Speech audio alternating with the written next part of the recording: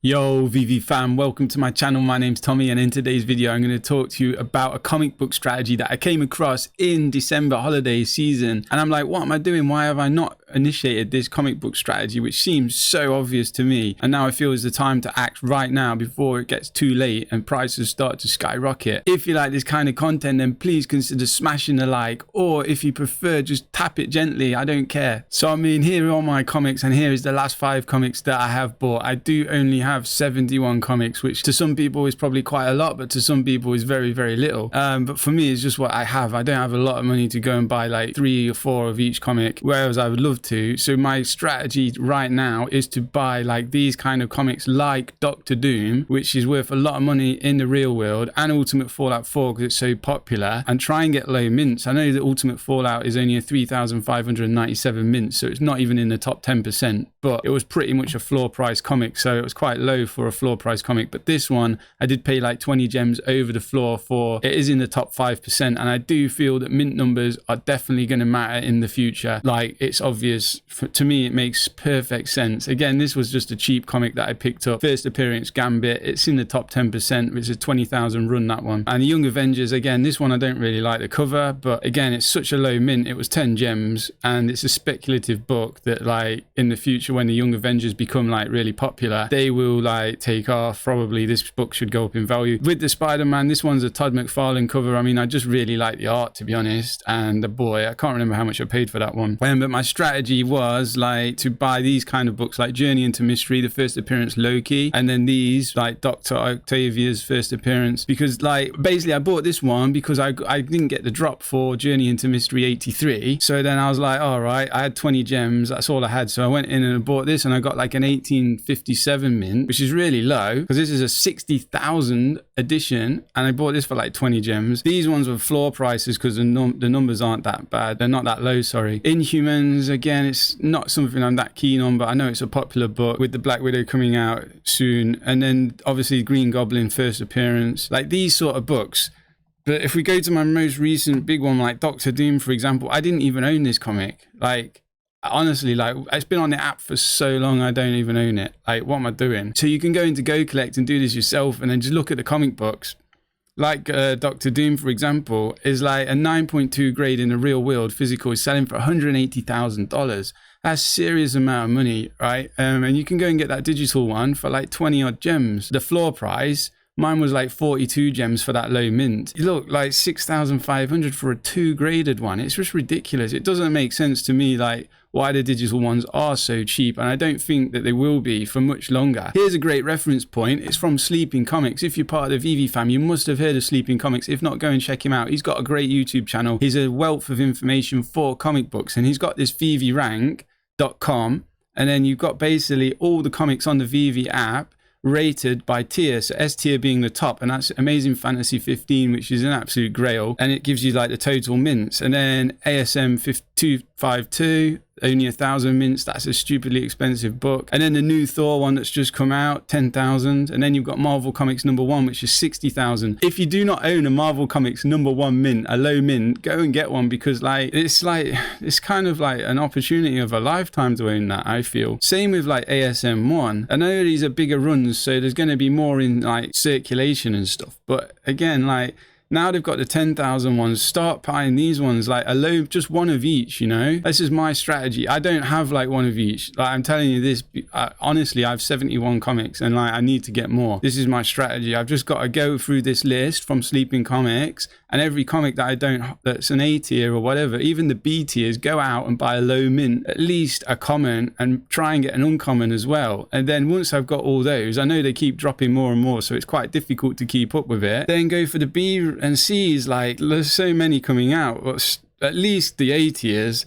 That was why I got the Ultimate Fallout, because I didn't have an Ultimate Fallout. Star Wars again, like Ghost Rider. But yeah, Dr. Doom. So let's go and have a look at Dr. Doom in the app. Right, so here's Dr. Doom in the app, and there is 170 editions on the secondary market. So we click and open it up, and then there's 72 copies of the common, 38, 26, 17, 17 of the secret rare. So like for me, I would love to own, I do own this one now, but then I'd love to own this one, and I'd also love to own these ones. But I mean, at the minute, I can't really afford to buy those. So let's have a look at this one. And yeah, 22, 23 gems, but the mints are quite high. So you want to scroll down and find, so like even that's not really worth it. I would say 6,000, 7,000. You want something, because it's a 30,000, you want something in the top 10%, which means anything under 3,000 edition, we'll put it as a 9 grade. So here, 2,043, 50 gems, $50. That's the best bargain. Oh, this one, even better, 1271. There you go, 50 gems. I'd buy that one straight away. That's in the top 5%. So there's anything under 1,500 is in the top 5%. So that's like having a 9.5 grade, which is worth 160, 180,000 US dollars in the real world. These are still like so undiscovered, so untouched that like there's 72 for sale still, like, and like you imagine like when these take off and comic book people, like, they never ever thought they could own a Dr. Doom comic, but now they can on the digital world. They'll be able to go to buy like a digital frame and get it, put it in the frame and have it on the wall. And like they own, say, even if they own mint like 2099 or something, it's in the top 9. So it's a 9 graded if they sort all these gradings out, which I do believe they will do in the future. Like Comics and Crypto, they're another good channel to go and follow for crypto and comics. Sorry, for comics. Comics and Cryptos is another good channel to go and follow. They came out with this ranking system and like straight away I was like, yeah, bang, I got it straight away. I'm like, yeah, 100% behind it. Like I can see it. And the secondary market reflects that. Okay, so if we go into here and we can filter it out, addition to low. So straight away, look, you've got the lowest edition, Mr. Pags, selling one for 20,900. I mean, he's onto it. I mean, that's not going to sell anytime soon when you've got like that one for 1,000 and then that one for 400, 300, 600. So straight away, $100, bang, 601 mint. Great buy, I feel. Or even this one, 88, save $12, 676. So it's pretty close. Like I would say this is a great buy. Anything with 3 digits for under 100 seems like a good buy to me. Like honestly, this is the comic book strategy I feel you should be adopting for massive gains in the future. I mean, this could be years away though, but I generally do believe it. And I feel now is the time to act on this comic book strategy. You've got all these resources. I'll leave you the links in the description to Sleepyn Comics tier and GoCollect. Like you can sign up to GoCollect. You don't need to, or you can upgrade to Pro and then it will give you this, but you can just gauge the prices because it gives you this little bit of information. What's a 9.4 going to be worth? Say that's 70 grand, 250 grand. What's a 9.6 going to be worth? 500 grand? Like, okay, there's not many selling, like, to be fair. Like, these digital comics, though, they're like $200, $300, $100. You can get the top, like, 5% of them. The lowest mints, like, it's ridiculous.